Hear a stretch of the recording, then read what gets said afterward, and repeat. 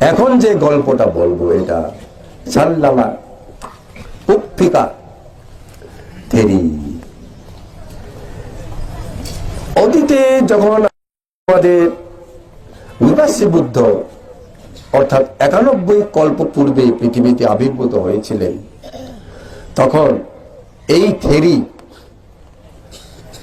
কিন্নরী জন্ম লাভ করেছিলেন। কিন্নরী, কিন্নর, কিন্নরী, এটা অনেকে হয়তো বুঝবেন না। অনেকে এটা কাল্পনিক জীব মনে করে, কাল্পনিক কিন্তু নয়, বাস্তবে ছিল, ওই সময় ছিল, এখনো থাকতে পারে, আমরা দেখি না, যেহেতু এটা ওই হিমাবন্ত প্রদেশে হিমালয়ে গভীর অরণ্যে থাকে, এখানে সেখানে থাকে না। তারা দেখতে মানুষের মতো, মানুষের শরীর, কিন্তু পাটা পাখির মতো, পাখা আছে, উঠতে পারে। এরা কিন্নর, কিন্নরী, খুব সুন্দর, কিন্তু মানুষের মতোই দেখতে, একদম মানুষ, হুবহু মানুষ। এইভাবে হিমালয়ে চান্দাভাগা নামক নদীর তীরে অরণ্যে এই কিন্নরী তার স্বামী কিন্নর বাস করত। এই গাছ থেকে ও গাছে উড়ে উড়ে ফল আহরণ করে করে তারা সুখে বাস করছিল। ত্রিলোক পূজ্য অসহায়দের উদ্ধারকর্তা ভগবান বিপাসী দিব্যজ্ঞানে দেখতে পেলেন সেই কিন্নরীকে। দেখতে পেয়ে দেখলেন, ও এই কিন্নরী অতীতে অতীতে বুদ্ধদেরকে দর্শন লাভ করেছিল, অতীতে বুদ্ধদের দর্শন লাভ করে পূজা দিয়েছিল, ত্রিশরণ নিয়েছিল, পুণ্যবতী। তাই আমিও তাকে উদ্ধার করব। ভগবানগণ সর্বদাই দুঃখী জীবের উদ্ধার করে থাকেন, তাদের করুণা শেষ নাই। তাই সামান্য, ওদেরকে পাখি বললেও ভুল হবে না, সামান্য একটা পাখির মতো সেই কিন্নরীকে উদ্ধার করতে তিনি আকাশ মার্গে উড়ে গিয়ে চান্দাভাগা নদীর তীরে অবতীর্ণ হলেন। কিন্নরী দেখতে পেল, হ্যাঁ ভগবান। দেখছেন কেমনি চিনল ভগবান? অতীতে সে ভগবানকে পূজা দিত, তাই অতীতে যারা পূজা করে তারা এজন্যও পূজা করতে চায়। অতীতে তাদের পুণ্য আছে, এজন্মে তারা পুণ্যবান হয় সহজে। তাই সে ভগবানকে দেখে চিনতে পারল, ইহা সেই 9টি গুণের অধিকারী দেবতা মনুষ্য ব্রহ্মার পূজ্য ভগবান বুদ্ধ। তার চাইতে আর বড় কেউ নাই। ত্রিলোক শ্রেষ্ঠ এই ভগবানকে আমিও পূজা করব। কি দিয়ে পূজা করব? ওখানে তো ছয়ং টয়ং পাওয়া যায় না। তখন সে একটা ফুল, যে ফুলটা একেবারে খুব কম দামি, ওই হরিণ বন্য পশুরা খায়, ওইরকম একটা লতায় এটা উঠে। মারমা ভাষা বলে থা রুবাই, আমি জানি না বাংলায় কি ফুল বলে। আমি কালকেও তো বললাম আমি ফুলের নামটা জানি না, বই লেখা আছে মারমা ভাষায় থা রুবাই। ওই ফুলটা ছিঁড়ে ভগবানের কাছে গিয়ে মাথা নিচু করে দান দিল। ভগবান সে ফুল গ্রহণ করলেন। অতি পুলকিত মনে কিন্নরী সেই দান গ্রহণ করাকে দেখে পুণ্য লাভ করার পরে স্বামী স্ত্রী দুজনেই আনন্দে উনি চলে গেল। ওই জন্মের পর ভগবান বিপাসীকে একটি মাত্র সে ফুল দান করার পুণ্য ফলে কিন্নরী তাবতিংশ স্বর্গে উৎপন্ন হয়। কিন্নরী সেই পুণ্যের ফলে স্বর্গে যখন উৎপন্ন হলেন, আর স্বর্গ থেকে কোনোদিন অপায়ে গেলেন না। নরকবাস, প্রেতলোক, তির্যকলোক, অসুর লোকে আর উৎপন্ন হলেন না। 91 কল্পব্যাপী তিনি সুখ লাভ করলেন।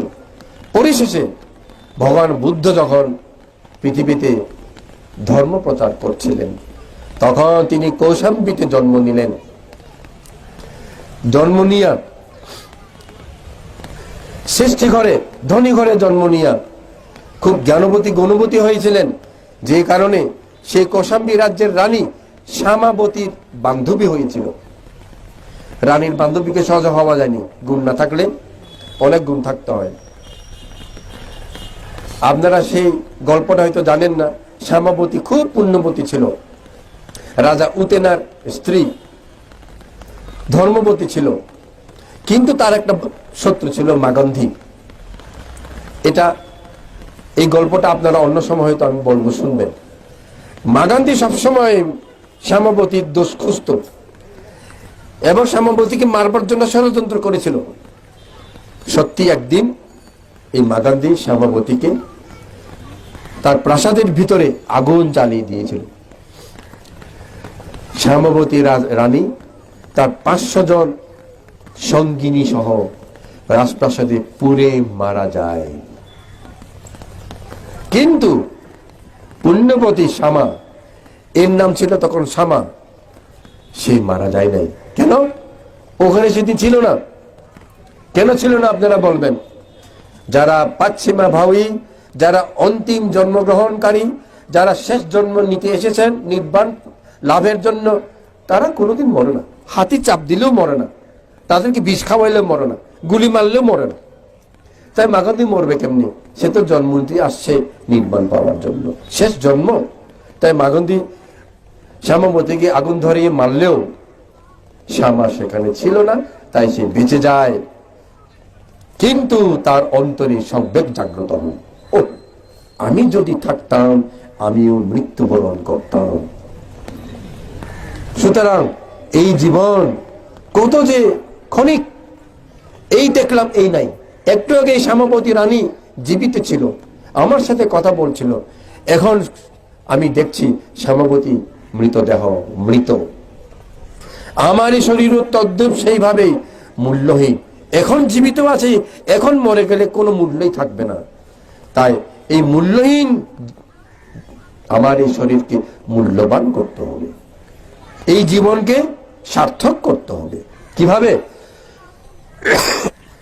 আমি ভগবানের ছায়ায় আশ্রয় নিব, সিদ্ধান্ত নিল ভগবানের ছায়া আশ্রয় নিব।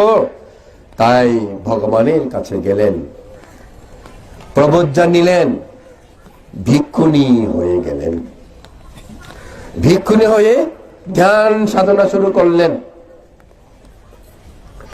কিন্তু বেচারি অতীতের কি কর্ম জানি না, ধ্যান করে মনটা স্থির করতে মোটেই পারলেন না। সামান্য ক্ষণিক সমাধি পর্যন্ত পাইলেন না। শ্বাস টানছে ছাড়ছে, টানছে ছাড়ছে, স্মৃতি দিলে মন ওদিকে যায়, ওদিকে যায়। এভাবে একদিন নয়, দুদিন নয়, 55টা বছর ধ্যান করে কোনো লাভ হলো না তার। মনে রাখবেন, আপনাদেরও যদি আপনারা ধ্যান করে যদি বলেন আমি তো অনেকদিন ভাবনা করতেছি, কোনো লাভ হচ্ছে না, তো এখনো কোনো কিছু পাচ্ছি না, তো পাবেন। এই গল্পটা শুনেন, বুঝবেন। 55 বছর ধ্যান করে যখন কিছু হলো না,